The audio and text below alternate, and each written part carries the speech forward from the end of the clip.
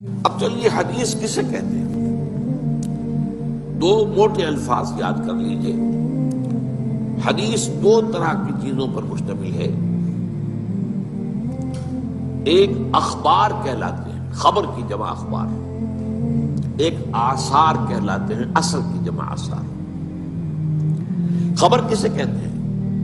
حضور کا کوئی قول ہو، کوئی فعل ہو یا تقریر ہو۔ اب یہ تقریر کو آپ نہیں سمجھتے، تقریر تو آپ سمجھتے جو میں کر رہا ہوں یہ تقریر ہے، یہ تو ہے تقریر۔ اصل میں تقریر یہاں اس کے معنی کیا ہے کہ کوئی کام حضور کے سامنے کیا گیا اور آپ نے روکا نہیں، برقرار رکھا، تو اسے ایک سند حاصل ہو گئی۔ جب حضور کے سامنے کام کیا، آپ نے دیکھا اور آپ نے منع نہیں کیا، روکا نہیں، کہا جائز ہے، تو یہ گویا کہ ایک سند ہو گئی کہ حضور کی طرف سے ایک طرح کی اس کو منظوری جو ہے امپلائڈ، حضور کی طرف سے ریکگنیشن حاصل ہو گئی۔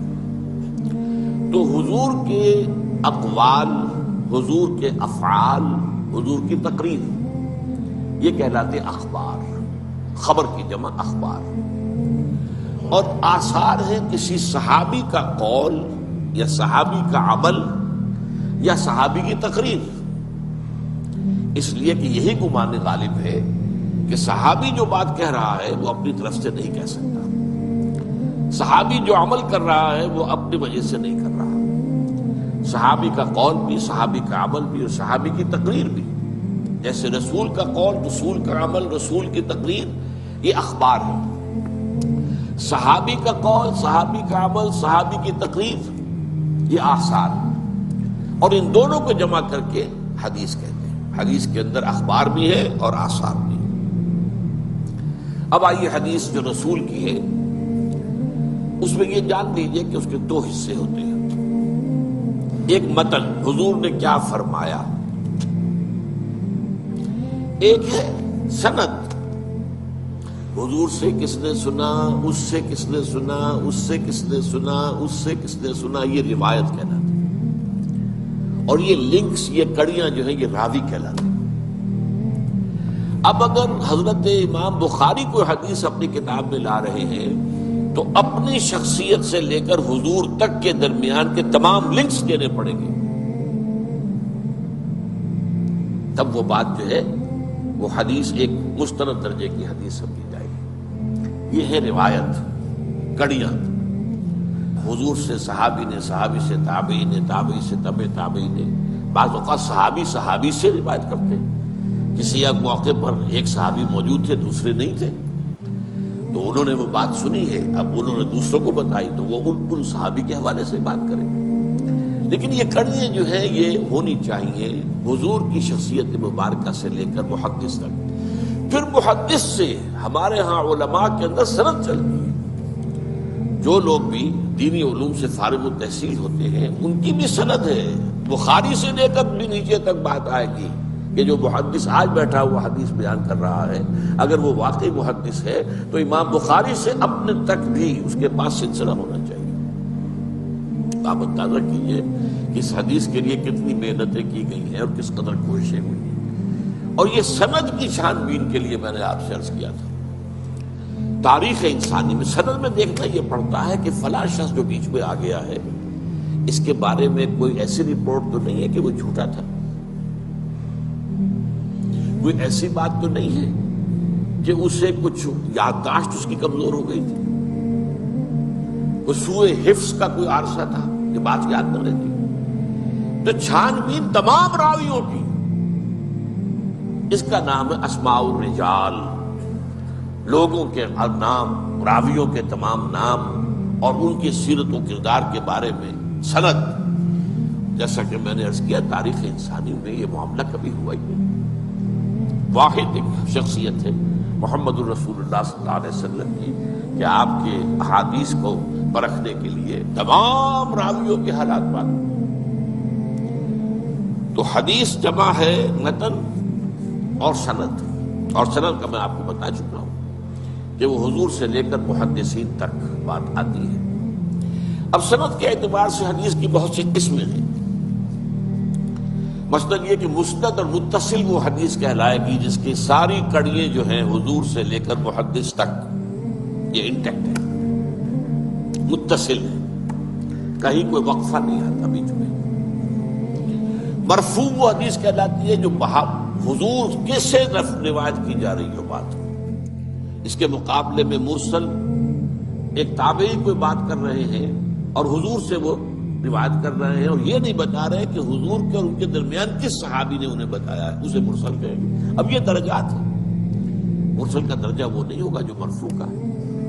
اسی طریقے سے موقوف کہلاتی ہیں، منقطع کہلاتی ہے، مقطوع کہلاتی ہیں حدیثیں جو صرف تابعی پر آ کر ختم ہو گئی، وہ اس سے آگے کی بات نہیں کر رہا ہے، تابعی کی بات ہے۔ تو اس حوالے سے بہت سی قسمیں ہیں۔ ایک متواتر حدیث ہوتی ہے جس کے کہ ہر لیول پر بہت سے راوی موجود، حضور سے کئی صحابہ نے سنا ہو، پھر ان سے ہر صحابی سے کئی تابعین نے سنا ہو، پھر ہر تابعی سے کئی جو ہے تبع تابعین نے سنا ہو، تو ہر جو لیول ہے روایت کا اس پر متعدد جو ہے کثیر جو ہے راوی موجود ہوں، تو ایسی حدیث کو متواتر کہا جاتا ہے۔ اس کا یہ بہت اونچا درجہ ہے احادیث کے اندر۔ اسی طریقے سے مشہور حدیث اسے کہتے ہیں کہ راویوں کی ہر سطح پر کم از کم 3 راوی، وہ 3 سے بھی زیادہ ہیں تب تو ہو گئے متواتر، لیکن اگر یہ کہ کم سے کم 3 ہر لیول پر موجود ہے تو وہ مشہور کہلائے گا۔ لیکن اگر کوئی ایک راوی ہے چل رہا ہے تو پھر اس کو غریب بھی کہیں گے، خبر واحد بھی کہیں گے۔ اسی طرح حدیث صحیح، حدیث حسن، حسن لغیرہ ہی، حسن لذاتی، یہ مختلف جو ہے احادیث کے سند کے اعتبار سے مختلف درجے ہیں، مختلف قسمیں ہیں۔ البتہ اس کے بعد پھر آتا ہے حدیث ضعیف، کمزور حدیث۔ کمزور حدیث کسے کہتے ہیں؟ جس میں کسی ایک راوی کے بارے میں شک ہو کہ یا تو اس کا کردار جو ہے وہ معیاری نہیں تھا، اس کے اخلاق، اس کی سیرت، اس کے معاملات درست نہیں تھے، ایک راوی ہے بیچ میں ایسا، تو ضعف پیدا ہو گیا، کمزوری پیدا ہو گئی اس روایت کے اندر، اس لنک کے اندر ایک کڑی جو ہے گویا کہ کمزور ہے۔ اور یا یہ ہے کہ اس کے بارے میں یہ معلوم ہو کہ اسے سوء حافظہ، میموری جو ہے وہ اس کی کمزور اور اس کے اندر خرابی ہو، تو اس کے بھی شک پڑ جائے گا۔ تو اگر کسی ایک کڑی میں بھی ان 2 میں سے کوئی ایک بس پایا جاتا ہو تو وہ حدیث ضعیف کہلائے۔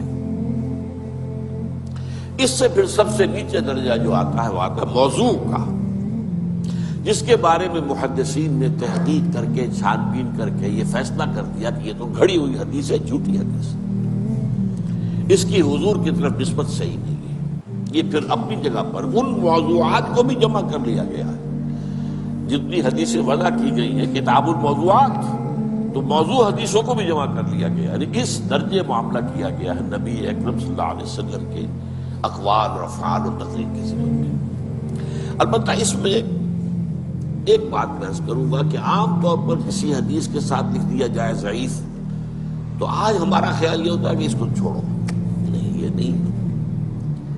حدیث ضعیف جو ہے وہ ضعیف روایت میں کسی ایک کڑی کے اندر بھی اگر کوئی ضعف آ گیا تو ضعیف کہلائے گی، لیکن ضعیف حدیثوں کے اندر بہت سی اعلیٰ حدیثیں موجود، حکمت کے موتی موجود، علم اور حکمت کی قیمتی موتی موجود۔ اس کی وجہ کیا ہے؟